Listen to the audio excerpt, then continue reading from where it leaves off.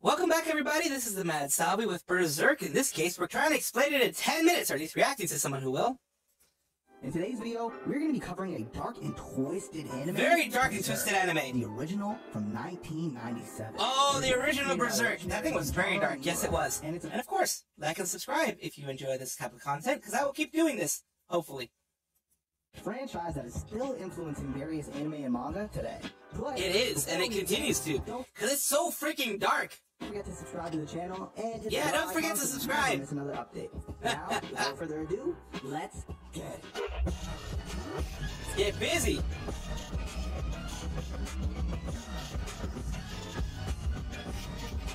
Berserk was first brought to TV screens in the late 90s. Okay. Kentaro Miura had published around 80 chapters of the manga. His story was very much still in motion and at the beginning stages. The company called Nippon Television and VIP Nippon TV, which is like Japan TV, basically. That's what it means. Decided to fund the production of the anime adaptation of Berserk. Berserk eventually premiered October 1997. Oh, so that's when the original Berserk happened. I think they've done like 3 of them already. Consisting of 25 episodes. I can do and a redo. Black Swordsman arc. That is the most popular. Guts. Black Swordsman. Oh, there we go. You'd think that big-ass sword can't cut anybody, but it can. We are introduced to a legendary warrior called Guts. Guts has one eye and one arm missing, and he carries with him a giant sword. He is infamous in the land as the most fearsome warrior. One day, Guts walks into a bar where a girl is being attacked, and Guts kills all of her attackers mercilessly. It seems that Guts is looking for a lord called Baron, and that is who his main target is. Soon after that, Guts manages to find Baron, and he kills him in the most brutal fashion. Afterwards, oh dear, right through the eye! Called a violet that Baron was carrying for a number of years. Guts then continues his journey. He is a wanderer with a mission that goes back years and years prior to this point in the series. And as Guts starts to remember his past and everything that led to— oh dear, yeah, oh, when he barely first started, yep. Every single one, luckily, every single remake and everything goes through that as well. At this moment in his life, we are brought back to the Golden Age arc. In the Golden Age arc, starts off with a much younger version of Guts, who still has all of his limbs and both of his eyes. His life was pretty terrible, as he was a mercenary who fought many battles and did not have any friends. In the midst of the tournament, Guts kills a knight called Bazuso. After that, Guts meets a group of warriors that set him on a path of revenge. It is also at this point that we meet the Band of the Hawk. The leader of this group is a man named Griffith, the definition of the evil anime pretty boy. Guts also meets— he's a very evil anime pretty boy. Holy crap, he's evil. Other members of the group, such as Casca, who appears to be the only girl in the Band of the Hawk.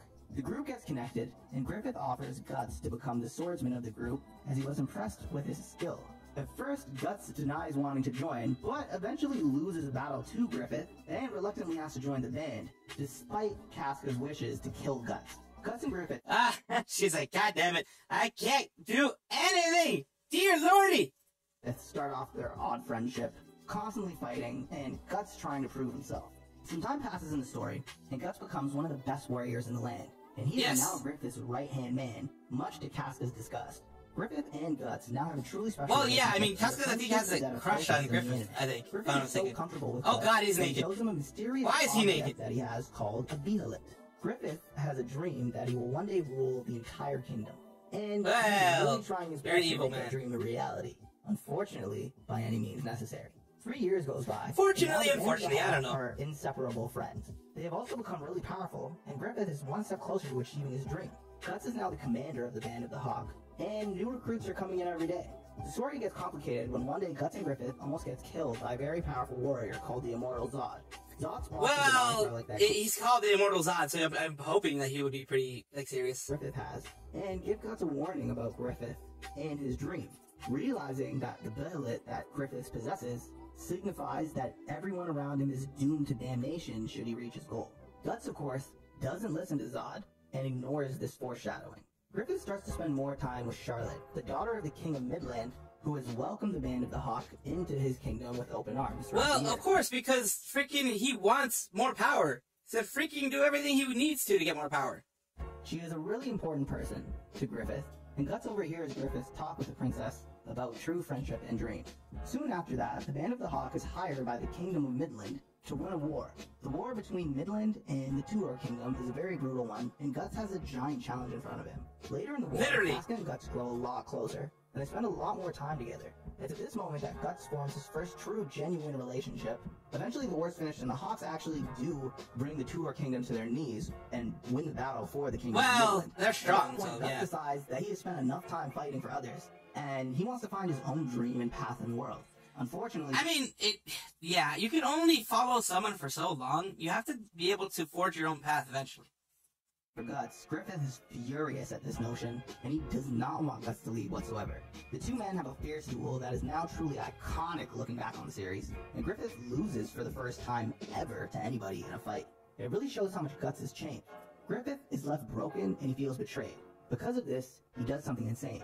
He forces himself on Charlotte and spends the night with her. The king finds this out and tortures the living shit out of Griffith. I'm talking like this man looked like some scrawny toothpick, lost all of his swag, and had on the most ugly helmet, which we'll come to know very well later on in the series. But damn, that's some evil, evil stuff. But then again, like I said, like has been said about this before, Berserk did not hold back. I think it was dark.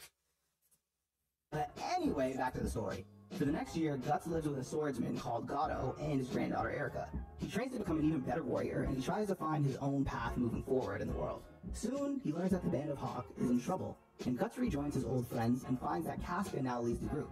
Much to Guts' dismay, Griffith is still trapped in a place called the Tower of Rebirth.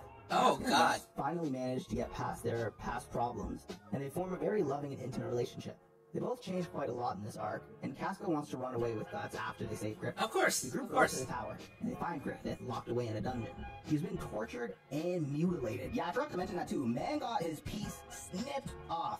Serves him right, though. Well, I mean, like, when you force yourself on somebody, you're gonna have to get the consequences hit you eventually.